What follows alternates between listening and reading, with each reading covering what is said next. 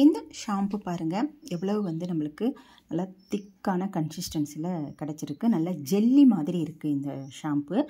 இதை அப்ளை பண்ணிட்டு வரும்பொழுது நம்மளோட முடி பார்த்திங்கன்னா நல்லா சில்கியாக ஷைனிங்காக கால் நுனி வரைக்குமே முடி நல்லா வளர ஆரம்பிக்குங்க. அந்தளவுக்கு ஒரு சூப்பரான நேச்சுரலான பொருட்களை வச்சு இந்த ஒரு ஹெர்பல் ஷாம்பு ரெடி பண்ணியிருக்கோம். இது நம்மளுடைய முடிகளை எப்பயுமே கருமையாக வச்சுருக்கிறதுக்கும் ரொம்ப ரொம்ப ஹெல்ப் பண்ணும். இப்போ இந்த ஹெர்பல் ஷாம்பு எப்படி ப்ரிப்பேர் பண்ண போகிறோம் அப்படிங்கிறத நம்ம பார்த்துட்டு வந்துடலாம். நேச்சுரலான ஹெர்பல் ஷாம்பு ரெடி பண்ணுறதுக்கு நான் ஒரு இரும்பு கடாய் எடுத்துக்கிறேன். நீங்கள் இரும்பு கடாயில் செய்யும்போது உங்களுக்கு நல்ல ஒரு சூப்பரான ஷாம்பு கிடைக்கும். 100% ரிசல்ட்டும் கிடைக்குங்க. ஒரு 2 டம்ளர் அளவுக்கு நான் ஊற்றிக்கிறேன். இப்போ இதில் நம்ம என்ன பொருள் சேர்க்க போகிறோம் அப்படின்னா, இது பார்த்திங்கன்னா நெல்லிக்காவை நான் காய வச்சுருக்கேன். அடிச்சுட்டு சுத்தியலில் ஒரு அடி அடித்தேன். இந்த சீட்ஸ் எல்லாம் எடுத்துருவோம். ஓகேவா? சேர்த்துட்டு இதை நம்ம சேர்த்துக்கலாம்.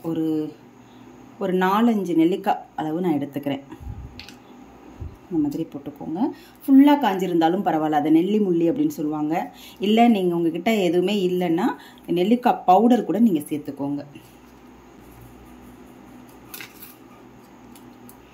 அவ்வளோதான்.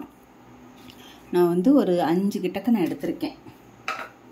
இது நான் ஒரு 4 டைம்ஸ் இந்த ஹெர்பல் ஷாம்பை யூஸ் பண்ணுற அளவுக்கு நான் செஞ்சுக்கிறேன். இப்போ இதில் இந்த செம்பருத்தி பூ ஃப்ரெஷ்ஷாக இருந்தால் சேர்த்திங்கன்னா இன்னும் ரொம்பவே நல்லது. காஞ்சி இருந்தாலும் பரவாயில்ல, இல்லை செம்பருத்தி பூவோட பவுடராக இருந்தாலும் பரவாயில்ல. அடுத்து இதில் 1.5 டீஸ்பூன் அளவு ஃப்ளாக் சீட்ஸ் எடுத்துக்கலாம். இது நம்மளுடைய முடியை நல்லா பளபளன்னு ஆக்கி கொடுக்கும்.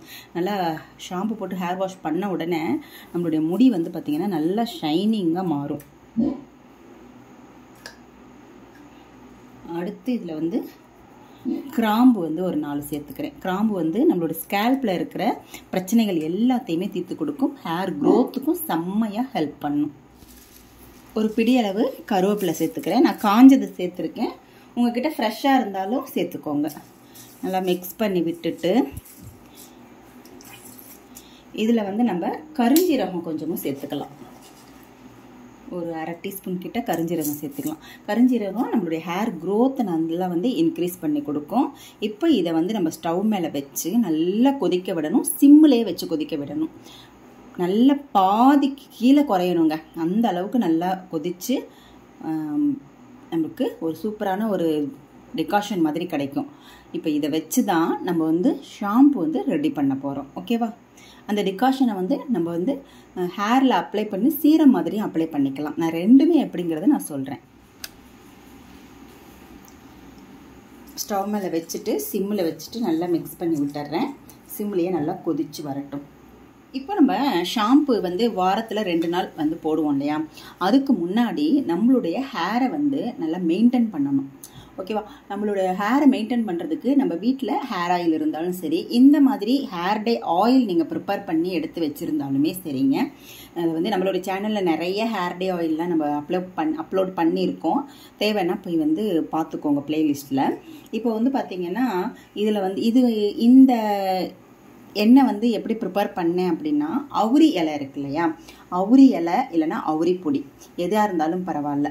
ஒரே ஒரு பொருள் தாங்க. அந்த அவுரி இலையோட பொடியை மட்டுமே வச்சு இந்த ஹேர் டை ஆயிலை நல்லா இந்த அடியில் தங்கி இருக்கு பாருங்கள், அதெல்லாம் அவுரி பொடி. ஓகேவா? அவுரி பொடியை நல்லா இரும்பு கடாயில் வறுத்தரணும். நல்லா பிளாக் ஆகிற வரைக்கும் வறுத்தரணும். வறுத்துட்டு அதுக்கப்புறமா நீங்கள் எண்ணெய், தேங்காய் எண்ணெய் இல்லைன்னா நல்லெண்ணெய், இல்லை உங்களுக்கு எண்ணெய் சேருதோ. சில பேருக்கு தேங்காய் எண்ணெய் சேரலைன்னுவாங்க. சில பேர் நல்லெண்ணெய் தேய்ச்சிக்கிட்டா எனக்கு ஒத்துக்கலைன்னு சொல்லுவாங்க. உங்களுக்கு வீட்டில் என்ன ஹேர் ஆயில் யூஸ் பண்ணுறீங்களோ அதை ஊற்றிட்டு லைட்டாக புகை வர வரைக்கும் நீங்கள் காய்ச்சி எடுத்துக்கிட்டு இதை நம்ம அப்ளை பண்ணதுக்கு அப்புறமா நம்ம ஹெர்பல் ஷாம்பை யூஸ் பண்ணி தலையை அலசிடலாம். இப்போ இந்த மாதிரி நம்ம சில்வர் பவுலில் தேவையான அளவு மட்டும் எடுத்துக்கிட்டு டபுள் பாயில் மெத்தடில் சூடு பண்ணிக்கணும். சூடு பண்ணிவிட்டு இந்த மாதிரி ஸ்கேல்பில் படுற மாதிரி நல்லா அப்ளை பண்ணிக்கோங்க. அப்ளை பண்ணி மசாஜ் கொடுக்க தெரிஞ்சால் கொடுத்துக்கோங்க, ஸ்ட்ரோக் தெரிஞ்சால் கொடுத்துக்கோங்க. எல்லாம் பண்ணிவிட்டு ஒரு 1 ஹவர்லேருந்து 2 ஹவர்ஸ் வரைக்கும் உங்களுக்கு எவ்வளோ டைம் இருக்கோ அந்தளவுக்கு ஹேரை வந்து நல்லா ஊற வச்சுக்கோங்க. அதுக்கப்புறமா நம்ம ப்ரிப்பேர் பண்ண போகிறோம் இல்லையா, அந்த ஷாம்பை வச்சு நீங்கள் ஹேரை வந்து சுத்தம் பண்ணிக்கோங்க. இந்த மாதிரி நீங்கள் ரெகுலராக வாரத்தில் 2 வாட்டி இல்லைன்னா 1 வாட்டியாவது செய்துட்டு வந்தீங்கன்னா உங்களுடைய முடியோட வளர்ச்சி பார்த்திங்கன்னா பல மடங்கு பெருகுங்க. முடி வந்து பார்த்திங்கன்னா 10 மடங்கு பெருகும். அந்த அளவுக்கு ஒரு சூப்பரான ஹேர் க்ரோத்து கிடைக்கும். கண்ட கெமிக்கல் ஷாம்பு பக்கம் போகாமல் இதை நீங்கள் வந்து ஒரு 3 மாதமாவது ட்ரை பண்ணி பாருங்கள். உங்களுக்கு கண்டிப்பாக ரிசல்ட் கிடைக்கும். ஓகேவா? இந்த மாதிரி ஹேர் டே ஆயிலும் நீங்கள் ப்ரிப்பேர் பண்ணி வச்சுக்கோங்க. நான் ஈஸியான மெத்தடில் ஒரு ஹேர் டே ஆயில் சொல்லியிருக்கேன்.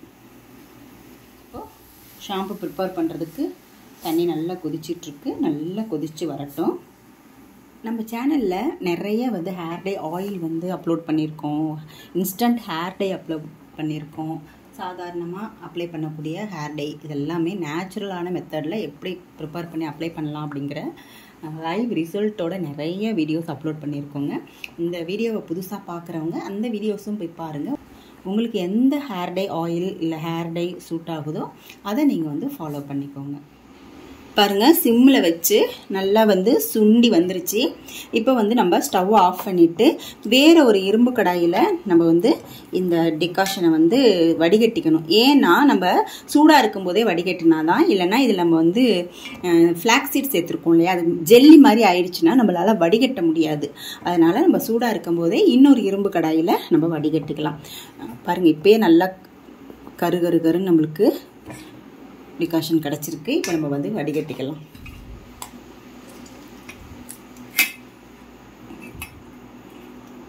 நீங்கள் லேட்டாக வந்து வடிகட்டினீங்க, சூடு இல்லாதப்போ வடிகட்டினீங்கன்னா உங்களால் வந்து வடிகட்டவே முடியாது.